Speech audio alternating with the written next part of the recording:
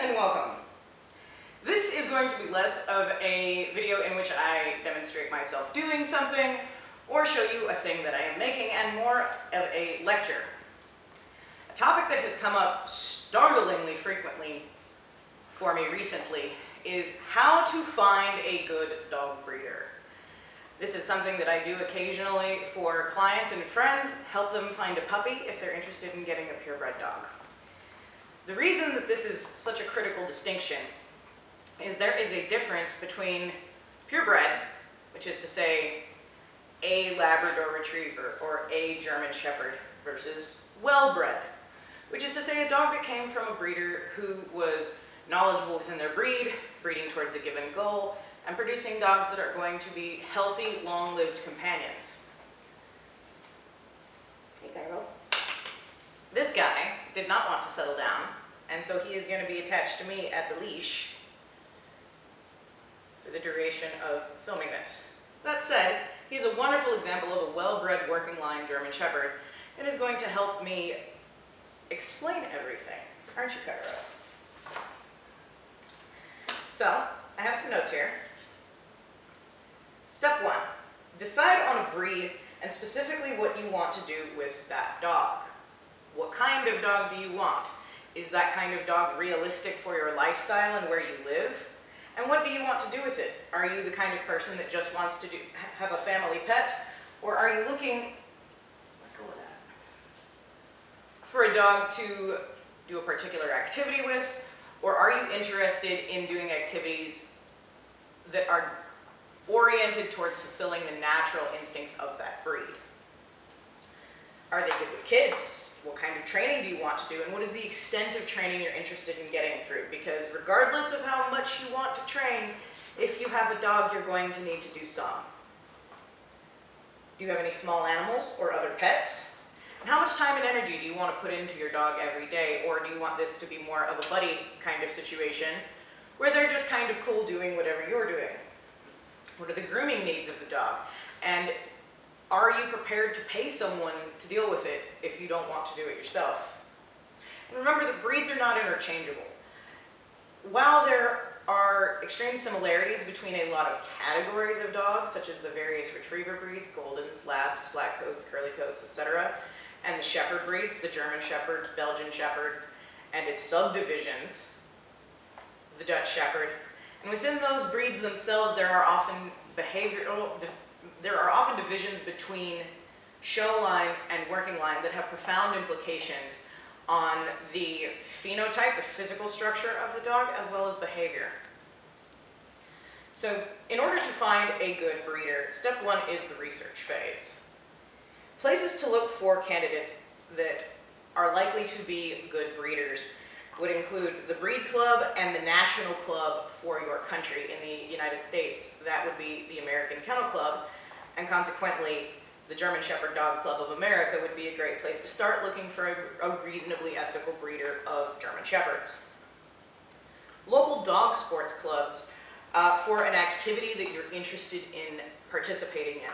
For instance, I really enjoy dock diving, and if I were looking for a dog specifically to get into that, I would possibly check the top 10 rankings for my breed of choice within the NAD website to see if there's any kennel names that pop up more than once, maybe a little bit of a hint that there might be a good candidate out of a given breeder.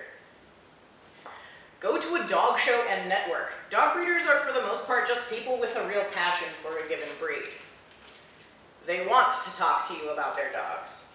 And furthermore, relying exclusively on the internet is not necessarily going to produce someone who hasn't yet mastered the search engine optimization end of marketing themselves. However, they might breed a great border collie. Work with a trainer, someone like me. I have spent many years in dogs. I've been training about 30 years at this point. I have made a lot of friends in the world of dogs, etc. And so if someone comes to me and says, hey, I'm looking to get a family dog, I can help steer them in the right direction with regards to breed and locating a breeder, ideally in their region. So things to look for when seeking out a breeder. You've decided what kind of dog you want, you have a vague idea of what sort of dog within that breed you're looking for, and it's time to start finding that like Goldilocks person. Titles. Titles are how breeders prove their dog. And there is a very common refrain amongst pet folks, which is, I don't want a show dog, it's just going to be a pet. And I understand that perspective. Perhaps that you don't want to make an entire lifestyle out of having a dog and you're just looking for a member to join the family. However, when looking for someone who breeds dogs, they should be making a lifestyle out of it, for one thing. And titles are how breeding stock is proven as being worth continuing the breed. Show versus working lines is obviously going to result in different criteria. For instance, in Labradors, show line dogs tend to be very friendly, a little bit heavier built, not have such stringent exercise requirements, and have an extremely kind mien about them. Whereas working line Labradors or field line Labradors tend to have very high exercise needs. They remain puppies for a very long time. You're looking at 2 years before you begin to see like their brain come in. They need training to direct their natural urge to retrieve, and they may be so drivey that they're the kind of dog that might bowl over your children. The real true value of showing a dog or titling a dog, specifically in a venue that is oriented towards that dog breed's purpose, is that it provides the value of third-party assessment. It's very easy when assessing one's own animals to develop a bit of tunnel vision, and third-party assessment helps us avoid that. There are temperament implications associated with this. Is the Labrador that you're buying going to behave consistently with what you expect of a Labrador? Will it retrieve, for instance, if that's something that you value? And multiple titles and venues prove that the dog is able to perform consistently, and thus its product, its issue is the term for puppies, are equally likely to be consistent. Another important thing to look for, and I cannot overemphasize this enough, is health testing. The Orthopedic Foundation for Animals, or OFA, is one of the primary organizations associated with grading for hip dysplasia and elbow abnormalities. And there is also a program called the CHIP program, wherein every breed has kind of an established list of known genetic issues that can occur within its population. A great example of this would be degenerative myelopathy in German Shepherds or epilepsy in Border Collies. For the most part, thank you to the 21st century, we have genetic tests that we can use to confirm the existence of these genes within our breeding stock, and also to have an idea as to whether or not any puppies produced by a given pair of dogs are going to express those genes.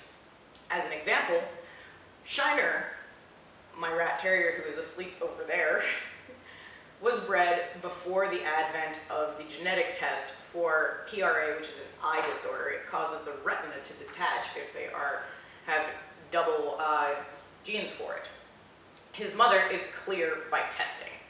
His father, who was unfortunately born before the advent of this test, as was Shiner, it turns out is potentially affected by this disorder, but because his mother is a clear and his father isn't affected, Shiner carries the gene but does not have a risk of that disease occurring, and thus is very unlikely to ever require eye surgery due to this issue.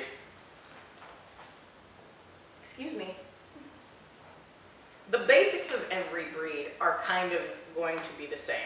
You might run into cultural differences between breeds, so to speak, but the standard in most of the dogs I've ever looked at is hips, elbows, eyes, ears, and heart testing. And then on top of that, whatever genetic issues are prone in the breed. You will find occasionally, especially in the toy breeds, that checking for issues like hip dysplasia is not necessarily as common, but I would say it's definitely worth holding out for someone who does check those things. So things to ask or talk about once you've found a potential roster of breeders that you're interested in. You should talk to these folks before you make a decision. Don't be sucked in by a clever website with a lot of pretty logos on it. You need to talk to these people and you need to have an idea what the red flags to look out for are. Are you going to eat my notepad or also your leash? 1. Do they have a return policy or any follow-up support? If any of my dogs, for any reason, cannot be kept by me, or if something, God forbid, were to happen to me, we are still in a pandemic, there is a condition with my breeders that my dogs would go back to them. It's not on my family to just rehome my dogs at random. The breeder wants them back so that they can be appropriately placed into another vetted home.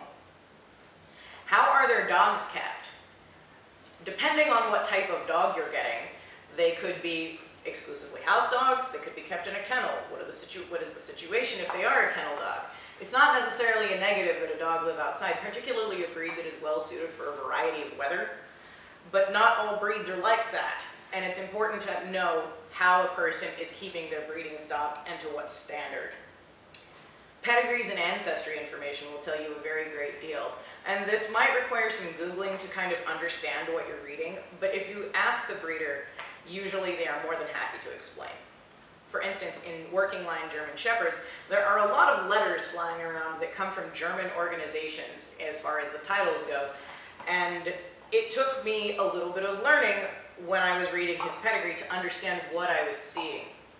A BH title in German indicates a certain temperament test, and thus the dog has been validated as a stable dog. Longevity. What kind of lifespan are they seeing on their breeding stock? Or have they been breeding long enough to have continued through the full average lifespan of a dog? Cairo's breeder has been doing it for 20-something years, and thus occasionally hears from someone who lost their dog at the age of 13 or something along those lines. They can tell you how they do in the long run, and if there are any problems that you should watch out for as they age. Once you've found a given breeder that you're very excited about, you want to see if they're going to have a litter that is going to work for you. What are they hoping to produce? That's a valid question, because in a world where you ideally either are going to a very ethical breeder or rescuing, there should be a goal with a given litter. What are they hoping to see? Is it going to be a very high-octane sporting litter that would be well suited for a working home? Or is it going to be a more laid-back, active companion type situation that wouldn't excel in a high-octane sports environment? What should I be aware of as pain points within a given litter? Does this female produce allergies? What about anxiety? Does the breeder have a policy of matching the puppy to the home, or are you allowed to choose your own dog? I chose Shiner. I was sent Cairo. There are valid reasons for each approach. In the situation with Cairo, Christine, my breeder, is phenomenal at puppy matching to the family. She gets a really good idea what your household is like, and she just tells you which one is going to be most suited for that environment.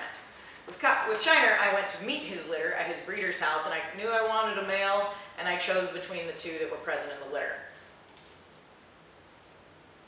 Do they have a puppy raising protocol?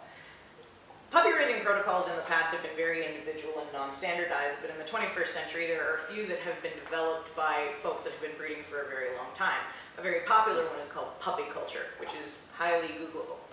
This is a very big plus because puppy raising protocols include things like early neurological stimulation, conditioning to the crate, etc. And it's important to know what your puppy might or might not have learned before they come to your house. It will have an impact on how raising them goes.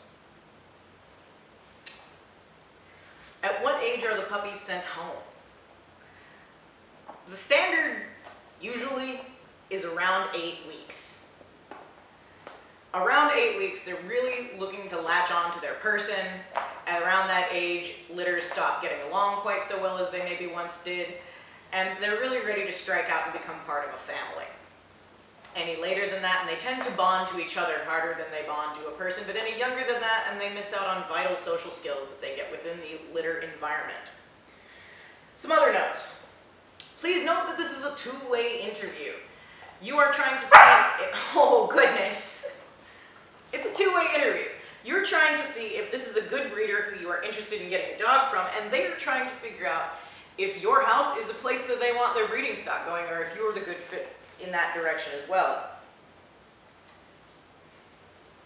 If any one of these items is missing, that isn't necessarily a deal breaker. if perhaps they don't do puppy culture, but they've been breeding for 20 years and they've got a really successful program that produces stable dogs that their families love, and you've spoken to some of these folks, I wouldn't consider that a no. It's important to look at what's important to you and prioritize. I would ask about the breeder's background in their breed and how long have they been in it? Do they like it? Are they looking to change breeds anytime soon? Etc.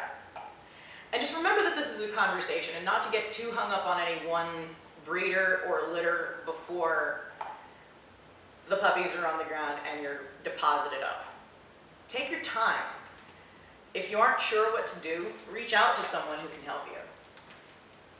But taken holistically, the idea of getting a well-bred dog is the difference between getting a German Shepherd that has that beautiful, stable temperament and the ability to do what it was bred for, and something that is perhaps maybe riddled with illnesses and not behaviorally the dog you were hoping to receive.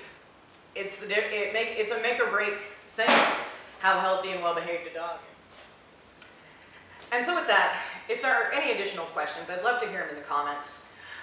Please feel free to like and subscribe. There are going to be a lot of additional dog videos happening with the puppy.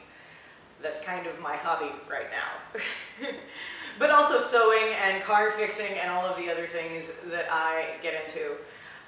So feel free to come back and see us, and if you need some assistance finding a local breeder to you or in a given breed and are struggling with figuring out what looks good and what doesn't, do feel free to reach out to me at KalichiDogWorks.com.